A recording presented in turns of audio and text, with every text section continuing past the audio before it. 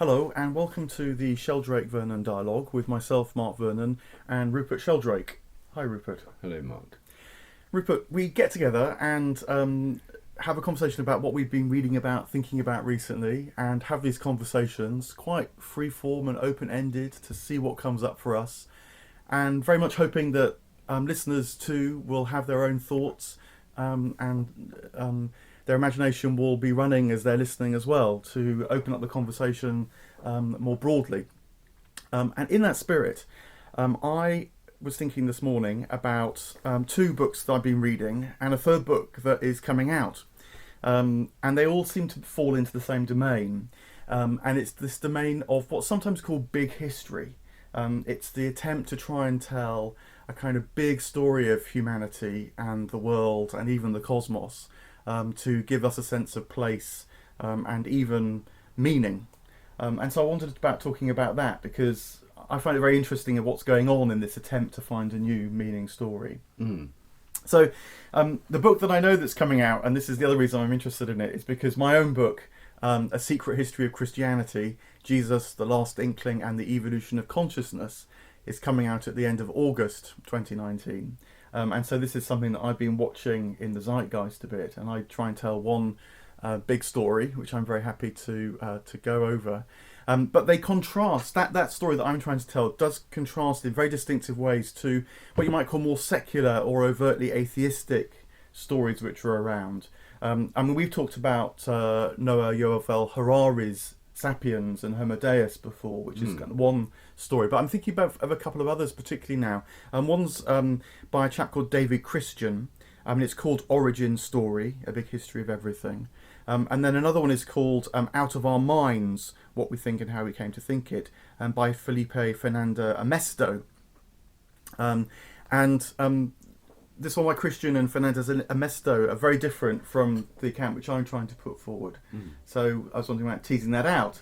Yes. And if it was to come down to anything, it's does the big history, does the biggest story you could possibly tell, does it sort of spring out of nothing, as it were, with that one initial miracle, a big bang if you like, and then everything unfolds from that, gradually emerging, which is what one side of the story is trying to tell, or is it the story that I'm trying to tell, which is that there was a kind of primordial deity, one spirit, consciousness that was so excessive in its being that the cosmos sort of spontaneously flowed out of it, in all its multiple and diverse forms, and then that multiplicity is the zone in which we're living now, and with this yearning to sort of return back to our divine origins in the multiple forms that different cultures and so on produce.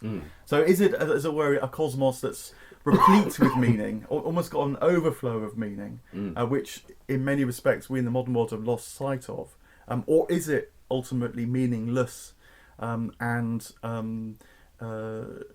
but somehow we little isolated flames of consciousness in our brains, conjure meaning out of these big processes? Now, I could drill more into all that, but just to give you, a first thought, it's kind of interesting at the very least that there's these big stories around at the moment. Well, it is. I suppose the best known is the one you mentioned, Yuval Noah Harari, with his two books, Sapiens and Homo Deus, because he's trying to portray this very big sweep of history, but from an explicitly atheistic point of view. And I suppose that the reason for these people adopting that atheist point of view is because they buy into the standard scientific materialist picture of the universe, which doesn't prove that the universe has no meaning and is just unconscious matter and so on, and pointless and purposeless. That's the upfront assumption of that scientific model. So if they're just accepting that model of reality, they're accepting a particular worldview, which is very predominant in our culture because it's the dominant worldview of scientific orthodoxy. Are they all explicit that that's where they're starting from? They're accepting this scientific story as true. Yes, they are. They're saying that science is building up a new story. I guess what's different is they also, though, feel a sense of crisis, that whereas, maybe 50 years ago, when scientific materialism was still pretty dominant, there wasn't a sense of humanity facing a crisis. So it didn't really matter if there was no meaning round and about, because no one felt that there was the need to find some sense of purpose or direction, to conjure up an ethic to combat things like climate change, for example. That now is very pressing. So I think that's one of the reasons why these news stories are starting to be put together. People are trying to weave them again because they feel we need some sort of backdrop, even if it's ultimately resting on a sort of void or a kind of meaningless empty space of the cosmos.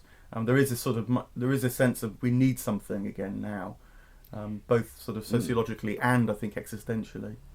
But is the structure of their arguments simply to accept the scientific worldview as true and then to try and explain it and find meaning, or do they actually question this worldview? No, they're not questioning the worldview. So, for example, David Christian in his book, the big sort of driver in his story is the idea of emergence, that you can tell the history of the cosmos as a series of thresholds being passed. So there was the Big Bang, which originally was a kind of undifferentiated ball of energy, and then gradually atoms and particles start to appear. And that's the first threshold. And then from atoms and particles, you gradually get stars forming, and then new elements forming in stars. That's another threshold. Eventually you reach the emergence of life, another threshold. So the idea is that you'd never have anticipated life just from the Big Bang, but nonetheless that's kind of emerged. That's the sort of story he tells. Fernando-Armesto has a different approach. What he finds interesting is that the cosmos seems to be replete, first of all, with information. And the point about information is that it means that it's not just stuff happens, but that information directs the way stuff happens. This is this relatively new part of the science story, actually, the idea that information plays a key part in both physics and biology. But then that in human minds morphs to imagination, which is not just the capacity to follow rules, but is the capacity, if you like, to imagine new rules, to make stuff up. So life, certainly in the human imagination, kind of supercharges the information of the cosmos. But it's still seen as information has no more meaning than just a kind of a development of materialism. I see. So all this imagination is just inside human brains. Does he think there's any other consciousness in the universe apart from human brains, or possibly animal brains? No, he doesn't. No, I mean I think he would grant that that animal. Yeah, he does. He does grant that animals have inner life, have consciousness, but he thinks that the thing that distinguishes us as humans is certainly the abundance of our imaginative powers. That we can, as it were, build whole cities having imagined them first, whereas the beaver, you may say the beaver imagines what do beavers live in? I can't suddenly slip my mind. Lodges. Lodges, thank you. Yes, that may have a sort of, as it were, an archetype of the lodge in its mind, but it would never imagine a whole cluster of lodges and then a sort of skyscraper lodge and all the rest of it, which is what we humans can do. I see. So they don't take into account other forms of consciousness in the universe or the possibility of them. Certainly not other well, maybe not just disembodied, but other consciousnesses that aren't in living things on planet Earth. Yes. So then, they're given the fact that the history of humanity until very recently was always shaped by mythologies, religions, belief systems about gods, spirits, ancestors, angels, and so on. They assume that's all just in human minds and hence in human brains. Yeah, very much so. I mean, I wonder whether the weak point, or one of the weak points in this attempt, apart from requiring this sort of primordial miracle that something sprung out of nothing, which is a pretty big ask, but just putting that to one side, we have talked about that before. I wonder what you think about this, the role of information increasingly, say in biology. I mean, that must be something you've seen emerge over the course of your career, the interest in information. Yes, I mean, I personally prefer the word form. Information carries with it the baggage of information theory, which is about transmitting bits of information over telephone lines originally. Shannon, who developed it, was a telephone engineer. So it's technologized, and it's technologized in the context of kind of digital technologies. The number of bits of information are what make a difference, so you can specify something compared with something else. I think if we want to demystify this concept, which is very rarely used in its strict technical sense, what people really mean is form. And information is that which puts form into things in formation. If we use the word form, then I think it becomes much clearer. It's obvious that in the history of the universe, forms have increased. At the moment of the Big Bang, there was no form. It was a kind of homogeneous chaos. As things cooled down, then atoms could appear. And as the universe expanded and cooled further, then stars and galaxies could appear. And finally, when stars exploded and gave rise to heavier elements, which appeared for the first time, then planets could appear, and then life could appear on planets. Now, in this entire process, as the universe expands and cools down, there's an increase in the amount of form. Generally speaking, in science, the hotter the temperature, the less the form. So at the highest temperatures, you have plasmas, where you don't even have atoms. You have the nuclei and the electrons separated. Cool it down, you get it condensed into gas, where you've got atoms or molecules, like carbon dioxide, oxygen, nitrogen, as in our atmosphere, where you've got more complex forms, atoms and molecules. Cool that down further, and you get liquids, which, like water, and which don't have a fixed shape, but have a surface, and so on. Cool that down further, and you get crystals, which have a great deal more form and order, and rocks are all made of crystals. So in the universe, starting with no form, as stars don't have rocks and crystals, but as things cool down, you get more and more form. And then as biological evolution occurs, you get more and more form as more species come into being. So I think it's undoubtedly true that there's an increase in the amount of form in the universe. To say it's an increase in the amount of information makes it sound as if what comes first is some kind of abstract scientific concept which gives rise to the form. It's just much plainer and simpler to say there's an increase in form than it's an obvious truth. Yes, and does that deal with the problem that I also feel comes up with information, is that in order to have an exchange of information, you also need to have the capacity to at least read that information and do something with it, to turn it into some sort of form. Because I felt that certainly in one of the books I've been reading, that's slightly fudged.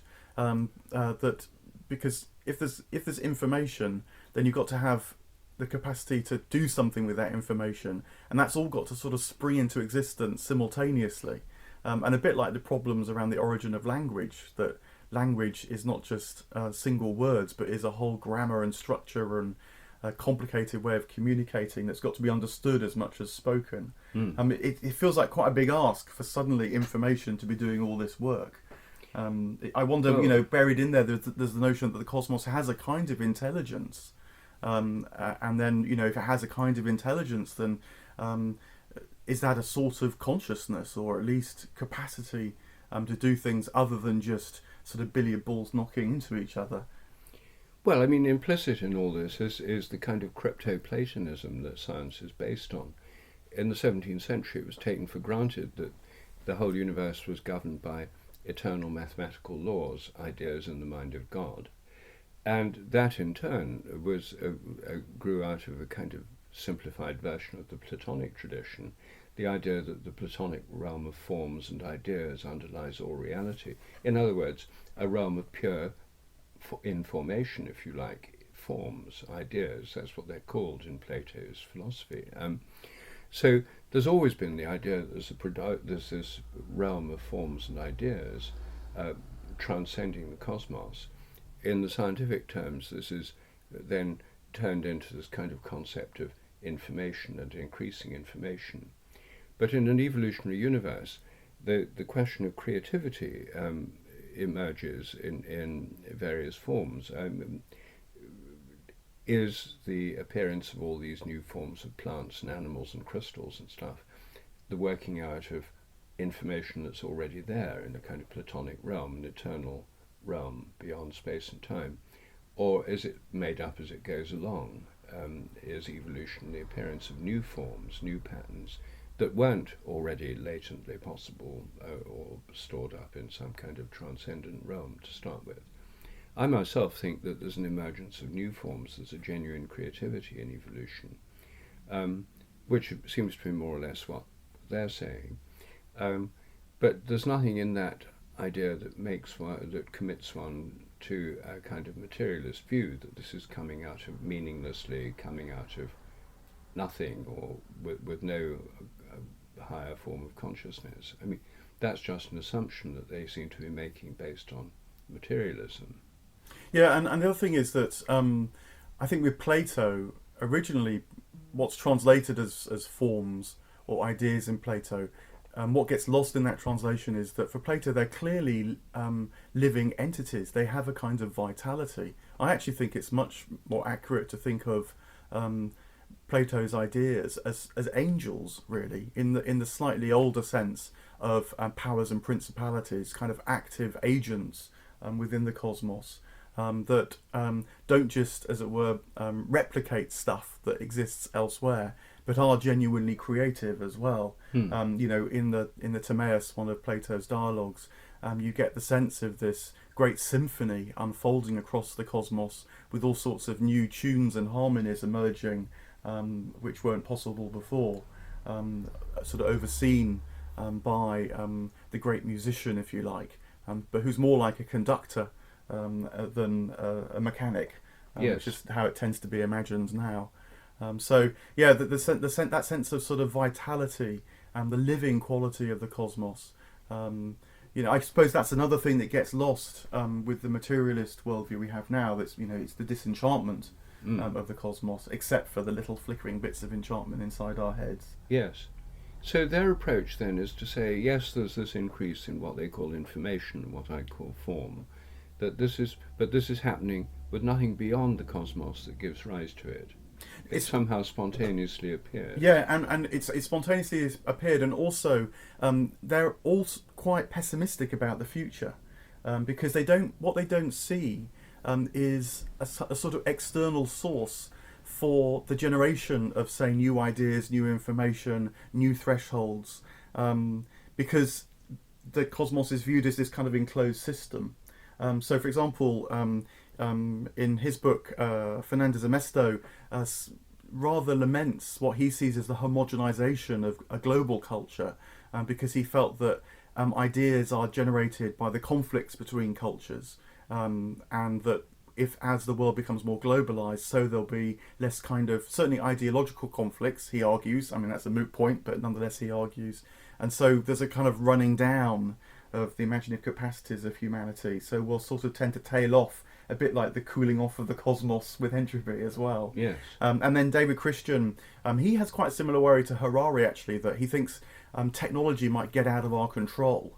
That, as it were, it's funny, there's almost a transference of vitality from what would have been thought of as human, spiritual vitality and imagination to a rather dead, mechanical, technological vitality that's going to get better because it's faster than human beings. And so we're on a crisis. That crisis we face now is that the AIs are going to overtake us, or that technology has already sort of ruined the planet and will never recover.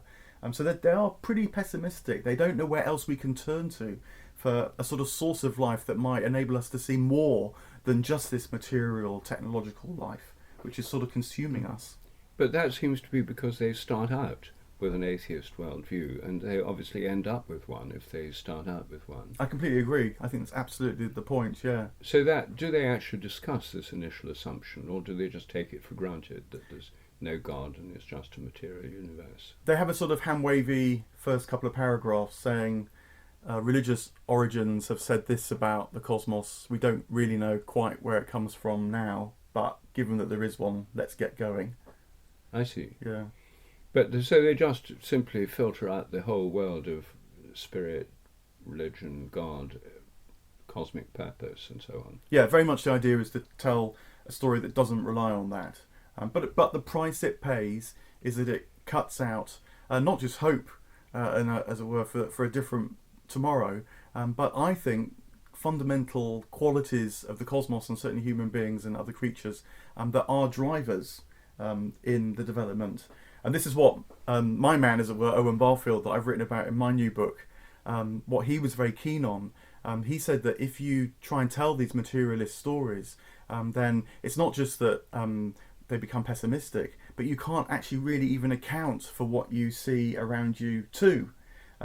So, for example, this comes up in the way that he understands consciousness having evolved, that myths, Barfield argues, are not just about early attempts to try and explain things, kind of pseudoscience that now we've corrected with modern science.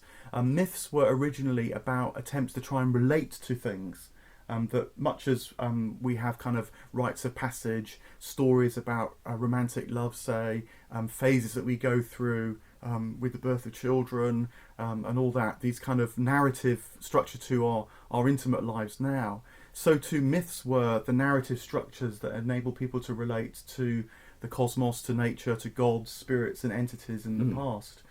So to read them as just failed attempts at science completely misses out that whole side of life, which actually is the side of life that is most immediate and meaningful to us, which is the fact that we relate and that we communicate, that we have narratives, we have a sense of beginning and end that gives shape.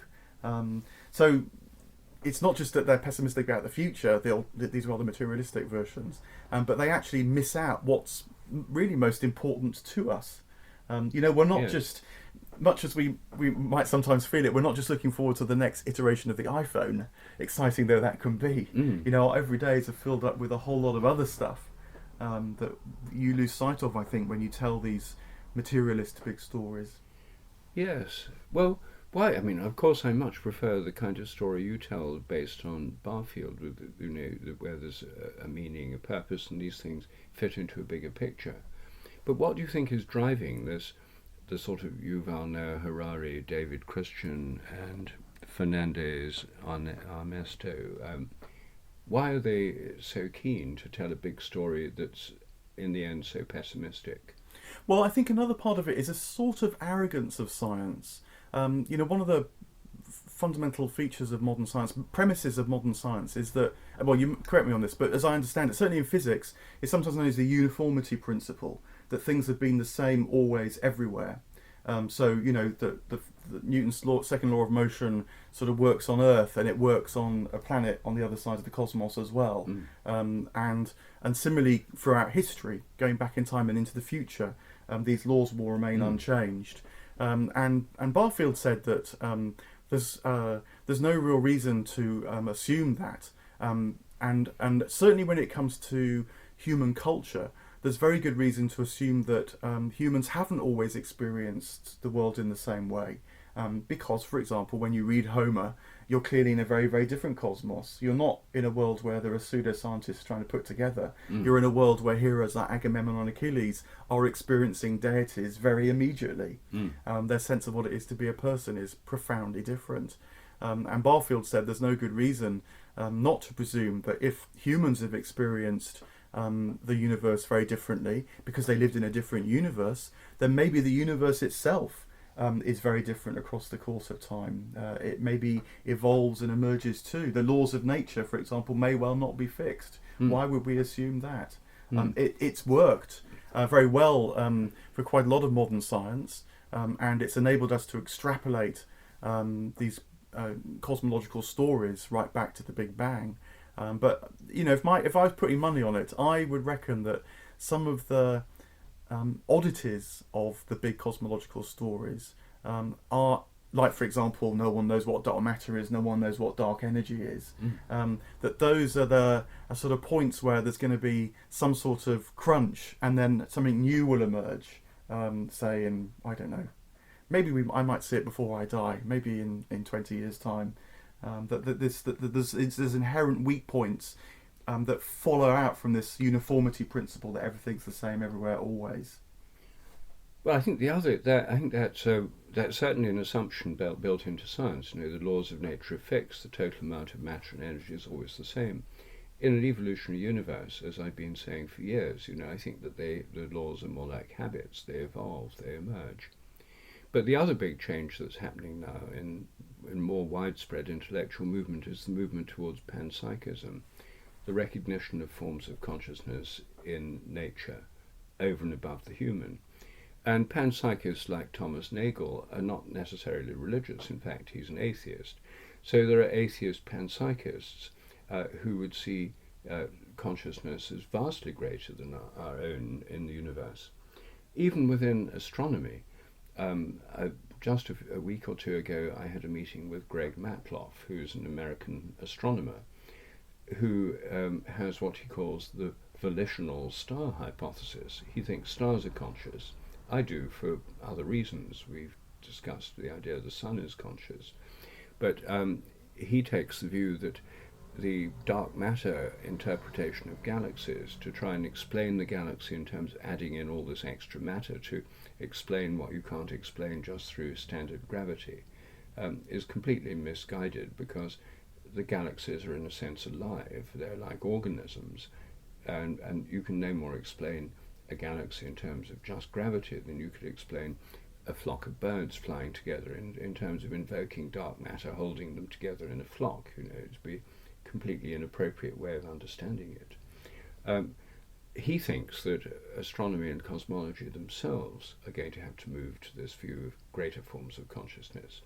And if there are greater forms of consciousness in galaxies and stars, then all these attempts to explain human history in terms of a narrow 19th century type materialism of consciousness only in human brains, and then something has just emerged out of blind processes of chance and so on, are going to look very old-fashioned very soon.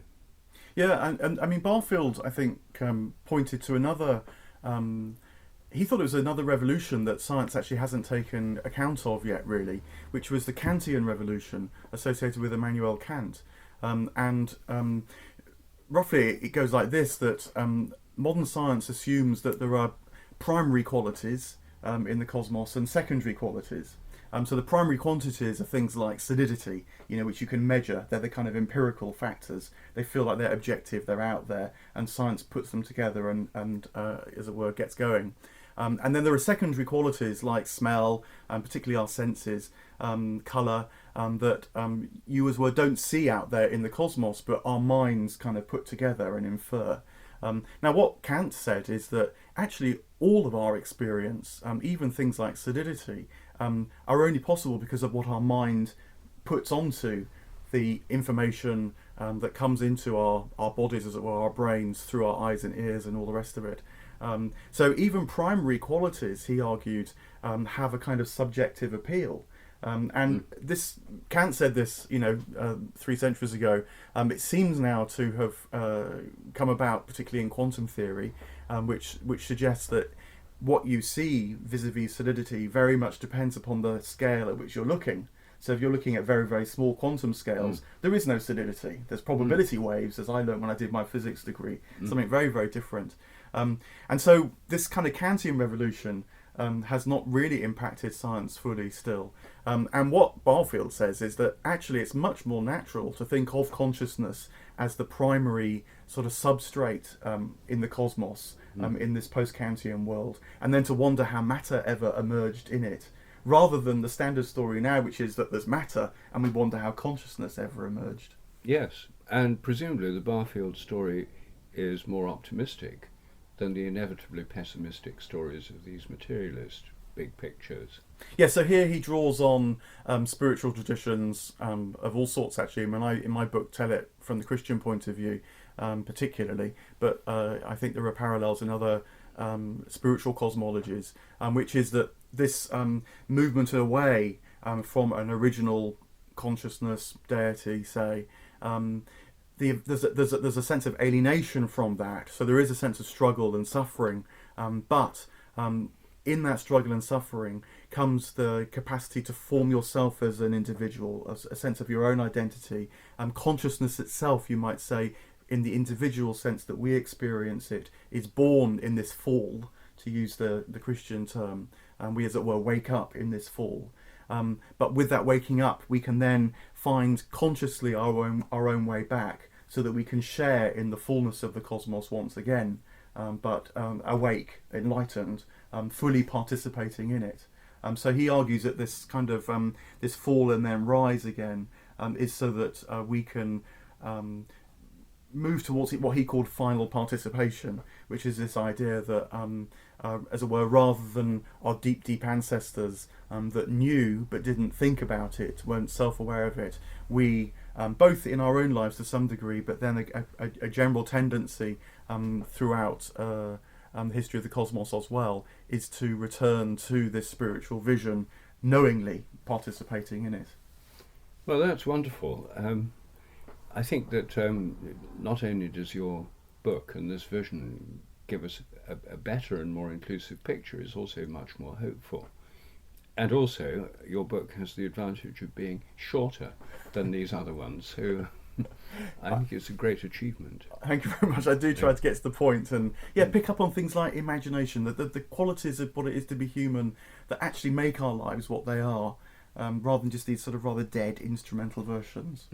Anyway, well, we'll draw to a close there. Maybe one last plug of the book, just so people, if people were interested. It's called A Secret History of Christianity, Jesus, the Last Inkling, and the Evolution of Consciousness, and is out in August 2019. But thanks very much, Rupert. Well, thank you, Mark.